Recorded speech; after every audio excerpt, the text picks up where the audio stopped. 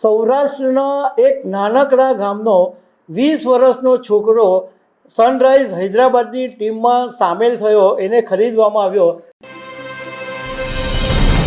હમણાં આઈપીએલનું ઓક્શન થયું અને એની અંદર ઘણા બધા ખેલાડીઓને ખરીદવામાં આવ્યા, પરંતુ સૌરાષ્ટ્રના એક નાનકડા ગામનો 20 વર્ષનો છોકરો સનરાઈઝ હૈદરાબાદની ટીમમાં સામેલ થયો, એને ખરીદવામાં આવ્યો. ત્યારે આ છોકરો ચર્ચામાં આવ્યો, કારણ કે 20 વર્ષની ઉંમરે એક ગામડાનો છોકરો છેક આઈપીએલ સુધી પહોંચ્યો. અને આ જે છોકરો છે એને ચાઇના મેન તરીકે કહેવાય છે. તો આ બધા વિશે હું તમારી સાથે વાત કરીશ. મારું નામ રાજેશ શાહ છે અને તમે જોઈ રહ્યા છો ગુજરાતના સૌથી મોટા ડિજિટલ ન્યૂઝ પ્લેટફોર્મ ખબરછે.com. આઈપીએલ 2026ની તૈયારી ચાલુ થઈ ગઈ છે અને આઈપીએલનું જે મુખ્ય સૂત્ર છે કે વેર ટેલેન્ટ મીટ્સ ઓપોર્ચ્યુનિટી. આઈપીએલ એટલે એવી જગ્યા છે કે જ્યાં ટેલેન્ટને તક મળે છે, એવું એનું સૂત્ર છે. અને આવું જ સૂત્ર સૌરાષ્ટ્રના 20 વર્ષના છોકરાએ સાબિત કરી આપ્યું છે. આ છોકરાનું નામ છે ક્રેઇન્સ કુલેત્રા.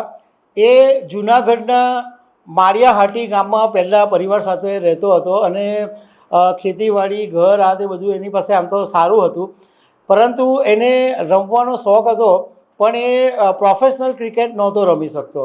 એટલે એના પરિવારે નક્કી કર્યું કે આને ક્રિકેટની વધારે ટ્રેનિંગ મળે, ક્રિકેટમાં એ વધારે આગળ આવે, એટલા માટે આખું પરિવાર ખેતીવાડી બધું મૂકીને જૂનાગઢથી રાજકોટ રહેવા આવી ગયા.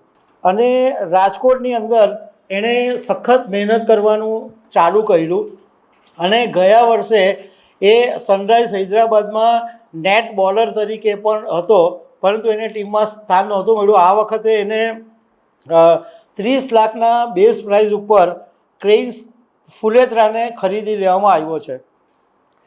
હવે મેં તમને જેમ કીધું તે કે ચાઇના મેન તરીકે ઓળખાય છે. તો ચાઇના મેન એટલે કદાચ તમને એવું થતું હશે કે કોઈ વ્યક્તિનું નામ હશે, પરંતુ ક્રિકેટની ભાષામાં આને ચાઇના મેન બોલિંગ સ્કિલ કહેવામાં આવે છે. એણે એક ઇન્ટરવ્યૂની અંદર એવું કીધું કે પહેલાં હું પેસ બોલર હતો, ફાસ્ટ બોલિંગ નાખતો હતો, પરંતુ એક વખત જ્યારે હું એમને બોલિંગ કરી રહ્યો હતો ત્યારે મારા સરે મને જોઈ ગયા અને મારા સરે મને કીધું કે આ તો ચાઇના મેન બોલિંગ કહેવાય.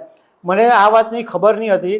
અને ચાઇના મેન બોલિંગનો મતલબ એમ છે કે એક્યુરસી અને કન્સિસ્ટન્સી મેળવવા માટે રોજની 20 ઓવર બોલિંગ કરવી પડે.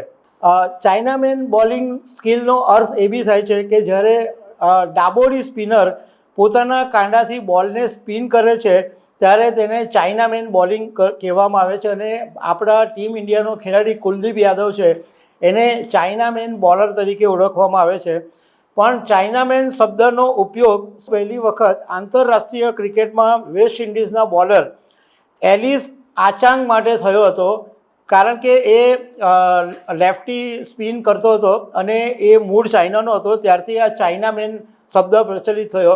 અને જે ક્રેઇન્સ ફુલેત્રા ફાસ્ટ બોલ નાખતો હતો એ હવે સ્પિન બોલ નાખતો થઈ ગયો છે, કારણ કે એના સરે કીધું કે એનામાં ચાઇના મેન બોલિંગની કળા છે. મીડિયા સાથેની વાતમાં એણે એવું પણ કીધું કે જ્યારે સરે કીધું કે આ ચાઇના મેન બોલિંગ કરવાની છે, તો એના માટે મેં રોજની હું 25થી 26 ઓવર દરરોજ હું નાખતો હતો. અને ડાયટમાં પ્લાનમાં બહુ ધ્યાન રાખવું પડતું હતું. ક્યારેય હું સુગરવાળી કે ફ્રેટવાળી વસ્તુ નહોતો ખાતો, માત્ર લીલા શાકભાજી છે એની પર જ મારું ફોકસ રહેતું હતું. બીજું કે એ સૌરાષ્ટ્ર માટે T20 મેચ રમી ચૂક્યો છે અને અનમોલ કિંગ્સ માટે એણે 9 ઇનિંગ્સની અંદર 10 વિકેટ લીધી છે. આ છોકરાએ બહુ જ સખત મહેનત કરી છે અને એ રેગ્યુલરલી આ ક્રિકેટની અંદર જતો હતો. એના માટે એને સક્સેસ આટલી મળી છે કે 20 વર્ષની ઉંમરે સનરાઈઝ હૈદરાબાદે એની પર બોલી લગાવી. હવે સાથે સાથે તમને એ વાત બી કરી દઉં કે આઈપીએલની અંદર ગુજરાતના 9 ખેલાડીઓ છે. એમાં એક રવિન્દ્ર જાડેજા જે રાજસ્થાન રોયલ્સથી રમશે, Hardik Pandya Mumbai Indians, Akshar Patel Delhi Capitals, Bumrah Mumbai Indians, હાર્દિકનો ભાઈ Krunal Pandya RCB, Harshal Patel Sunrisers Hyderabad, Jaydev Unadkat Sunrisers Hyderabad અને ઉર્વિલ પટેલ CSK અને હવે નવમો ખેલાડી ક્રેન્સ ફુલેત્રા. ક્રેન્સ ફુલેત્રાએ એક ઇન્ટરવ્યૂની અંદર એ પણ વાત કરી કે જયદેવ ઉનડકરને કારણે હું આ IPLની સુધી પહોંચી શક્યો, કારણ કે એમણે મને ઓળખાણ કરાવી અને એમનો મને સતત સપોર્ટ રહ્યો. આ ઉપરાંત મારા ફેમિલીનો સપોર્ટ પુષ્કળ રહ્યો. હું જ્યારે ક્રિકેટ નહીં પણ રમતો હતો ત્યારે પણ મારા પરિવારના લોકો મને પ્રેશર કરીને ક્રિકેટ રમાડતા હતા, મને બહુ જ સપોર્ટ આપ્યો. અને એણે કીધું કે હું IPLની અંદર આ વખતે બહુ સારું પ્રદર્શન કરવા માગું છું અને મારી ઈચ્છા છે કે હું એક દિવસ ટીમ ઇન્ડિયાની અંદર સામેલ થાઉં. તો દર્શક મિત્રો, આવી અનેક વાતો સાથે અમે તમને મળતા રહીશું. Thank you very much.